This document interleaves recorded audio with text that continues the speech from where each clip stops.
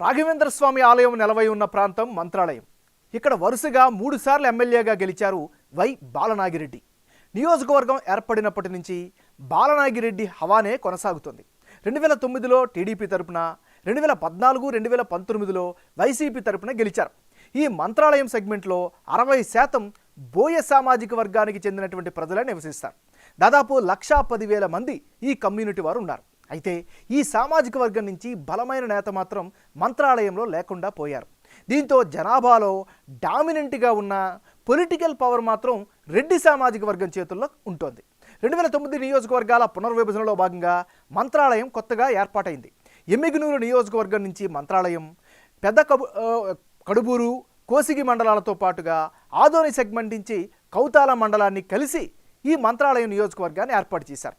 గతంలో ఆదోని నియోజకవర్గంగా ఉన్న ఈ ప్రాంతం 2009 నుంచి మంత్రాలయం ప్రత్యేక సెగ్మెంట్గా మారింది. ఇప్పుడు మరో ఎన్నికల పరీక్షకు సిద్ధమైంది. మంత్రాలయం నియోజకవర్గం ఓటర్ నాడి ఎలా ఉందో తెలుసుకునే ముందు 2019 అసెంబ్లీ ఫలితాలను ఓసారి చూద్దాం. మంత్రాలయం నియోజకవర్గంలో 2019లో బాలనాగిరెడ్డి వర్సెస్ పాలకుర్తి తిక్కారెడ్డి వీళ్ళిద్దరి మధ్య ప్రధానంగా పోటీ జరిగింది. ఆ ఎన్నికల్లో వైసీపీకి ఏకంగా 55% ఓట్లు దక్కాయి. తెలుగుదేశం పార్టీకి 40%, ఇతరులకు 5% ఓట్లు పోలయ్యాయి. అంటే 2019 ఎన్నికల్లో మంత్రాలయంలో వైసీపీ అభ్యర్థి వై బాలనాగిరెడ్డి ఘన విజయం సాధించారు. మొత్తం 55% ఓటు షేర్ సాధించారు. అటు తెలుగుదేశం పార్టీ నుంచి పోటీ చేసిన పాలకుర్తి తిక్కారెడ్డి 40% ఓట్లు రాబట్టగలిగారు. ఇతరులకు 5% ఓట్లు పోలయ్యాయి. తాను గెలిచిన పార్టీ ప్రతిపక్షంలో ఉండడంతో సరైన అభివృద్ధి చేయలేకపోయానని చెప్పి 2019లో బాలనాగిరెడ్డి ప్రచారం చేసుకున్నారు.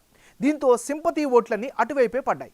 వీటితో పాటే సోదరులు ఎమ్మెల్యేలు ఎమ్మెల్సీగా ఉండడం కూడా బాలనాగిరెడ్డికి బలగం రూపంలో కలిసి వచ్చాయి. మరి ఈసారి ఎన్నికల్లో మంత్రాలయం సెగ్మెంట్లో రాజకీయం ఎలా ఉండబోతుందో big TV exclusive detailed election సర్వేలో వెల్లడైనటువంటి అభిప్రాయాలను ఇప్పుడు పరిశీలిద్దాం. ముందుగా వైఎస్ఆర్ కాంగ్రెస్ పార్టీకి చెందినటువంటి నాయకుడు వై బాలనాగిరెడ్డి.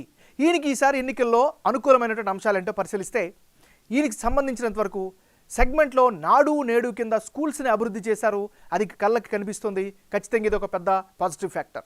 మరోవైపు అందరికీ అందుబాటులో ఉంటారనేటువంటి అభిప్రాయం సర్వత్రా వ్యక్తమవుతుంది. నియోజకవర్గంలోనే స్థిర నివాసం ఉండడం కూడా ఈయనకి రాజకీయంగా కలిసి వచ్చేటటువంటి మరొక ఫ్యాక్టర్. సమస్యలకి ఎప్పటికప్పుడు పరిష్కారం చూపిస్తారు అనేటటువంటి ఒక అభిప్రాయం కూడా వ్యక్తమవుతుంది. పార్టీ పరంగా చూసుకుంటే పొలిటికల్గా కేడర్ను బాగా చూసుకోవడం ఈయనకు మరో ప్లస్ పాయింట్. మరోవైపు వైఎస్ జగన్ సర్కార్ స్కీమ్ లబ్ధిదారుల ఓట్లన్నీ కూడా ఈయనకి అదనపు ఆకర్షణగా చెప్పుకోవచ్చు. సో ఓవరాల్గా ఇది ఈయనకి సంబంధించిన ప్లస్లు అయితే, మరి వై బాలనాగిరెడ్డికి మైనస్ పాయింట్స్ ఏంటో పరిశీలిద్దాం. మంత్రాలయం సెగ్మెంట్లో దారుణంగా ఉన్నాయి రోడ్లు. ఇది ప్రధానమైనటువంటి అడ్డంకిగా చెప్పుకోవచ్చు. మరోవైపు మండలాల నుంచి గ్రామాలకు వెళ్ళడానికి నానా అవస్థలు పడాల్సినటువంటి పరిస్థితి నియోజకవర్గంలో కనిపిస్తోంది. ఇది కూడా మరో నెగిటివ్. రాఘవేంద్ర స్వామి మఠానికి వెళ్ళే రోడ్లు కూడా పూర్తిగా డ్యామేజ్ అవడంతో మరొక మైనస్గా చెప్పుకోవచ్చు. హాస్పిటల్లో సరైనటువంటి వసతులు లేకపోవడంతో నిత్యం అక్కడ ఆహాకారాలు అయితే వినిపిస్తున్నాయి. మరోవైపు సరైన సాగునీటి సౌకర్యాలు లేక నియోజకవర్గ పరంగా అందరూ కూడా ఇబ్బంది పడుతున్న పరిస్థితి.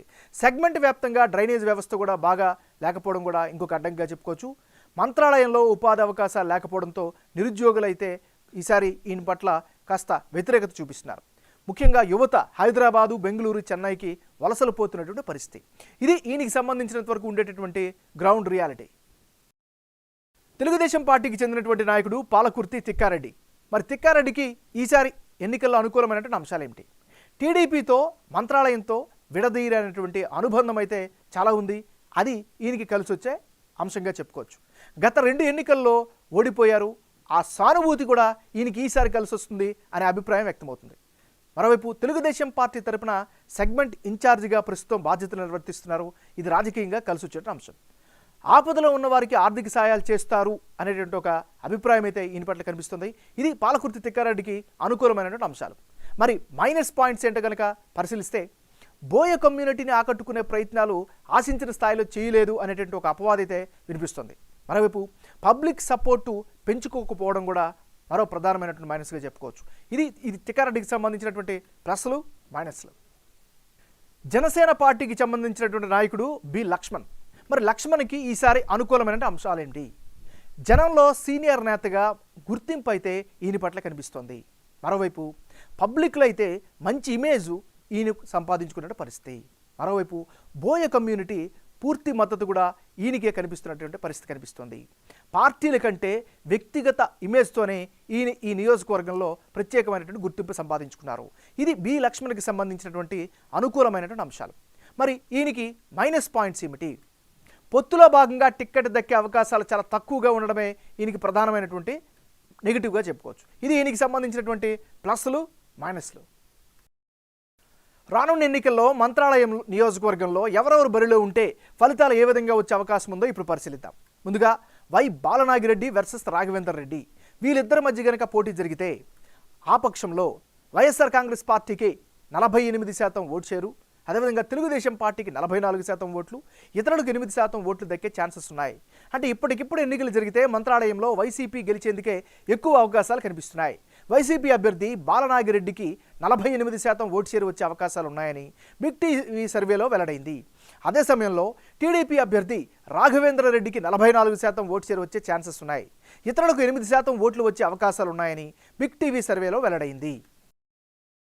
బాలనాగిరెడ్డికి మంత్రాలయం సెగ్మెంట్లో జనం నుంచి బలమైన మద్దతు కనిపిస్తోంది. ఇదే కుటుంబం నుంచి బాలనాగిరెడ్డి సోదరుడు ఆదోని గుంతకల్ ఎమ్మెల్యేలుగా ఉన్నారు, మరొకరు ఎమ్మెల్సీగా ఉన్నారు. ఇంతటి స్ట్రాంగ్ సపోర్ట్ కుటుంబం నుంచి ఉంది. వీటికి ప్రజాబలం తోడవుతుంది. పార్టీ సపోర్ట్ ఎలాగా ఉండనే ఉంది. ఈ నియోజకవర్గంలో వైసీపీ మోస్ట్ ఇన్ఫ్లుయెన్స్ లీడర్గా బాలనాగిరెడ్డి కనిపిస్తున్నారు. ఆయనకి క్యాడర్ సపోర్ట్ కూడా బలంగా ఉంది. అనుచరులకు కార్యకర్తలకు అన్ని సమయాల్లో అందుబాటులో ఉండడం, వారి యోగక్షేమాలను పట్టించుకోవడం, అవసరమైనప్పుడు ఆర్థిక సహాయాలు అందించడం, ఇవన్నీ కూడా ఆయనకి కలిసి వచ్చే అంశాలుగా కనిపిస్తున్నాయి. అలాగే పార్టీ కార్యక్రమాలను కూడా సక్సెస్ఫుల్గా చేస్తూ వస్తున్నారు. గ్రౌండ్లో యాక్టివ్గా ఉంటున్నారు. ఇంటింటి ప్రచారంలో బిజీ అవుతున్నారు. మంత్రాలయం మండలంలోని రామాపురం గ్రామం బాలనాగిరెడ్డి సొంతూరు. ఇక్కడ ఆయనకి స్ట్రాంగ్ సపోర్ట్ ఉంది. వీటితో పాటే చుట్టుపక్కల గ్రామాల్లో నాగిరెడ్డికి బలమైన ఓటు బ్యాంక్ కనిపిస్తోంది. 8,000 మంది పూర్తి స్థాయి మద్దతుదారులు ఈ గ్రామంలో ఉన్నారు. ప్రత్యర్థుల ప్రచారానికి వచ్చిన ఎఫెక్ట్ చూపించని పరిస్థితి అయితే తీసుకొస్తున్నారు.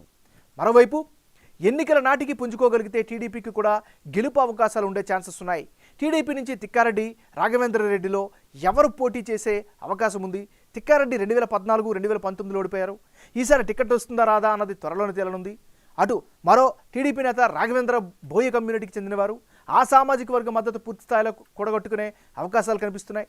మంత్రాలయంలో ఈ కమ్యూనిటీ జనాభానే ఎక్కువగా ఉంటుంది. దీంతో వారి ఓట్లు కీలకమయ్యే ఛాన్సెస్ కూడా ఉన్నాయి. అయితే తిక్కారెడ్డి కూడా మంత్రాలయంలో కీలక నేతగా ఉన్నారు. టికెట్ రాఘవేంద్రకి దక్కినా ఆయన మద్దతుదారులు టీడీపీకి సపోర్ట్ ఇచ్చే అవకాశాలే ఎక్కువగా కనిపిస్తున్నాయి. అటు జనసేనతో పొత్తుతో పోటీ చేస్తే అక్కడి అభ్యర్థి లక్ష్మణ్ కూడా టీడీపీకి సపోర్ట్ ఇచ్చే అవకాశాలు కనిపిస్తున్నాయి. లక్ష్మణ్ కూడా బోయ కమ్యూనిటీకి చెందినవారు. దీంతో ఆ సామాజిక వర్గం అంతా టీడీపీకి మద్దతు ఇచ్చే అవకాశాలు కూడా కనిపిస్తున్నాయి.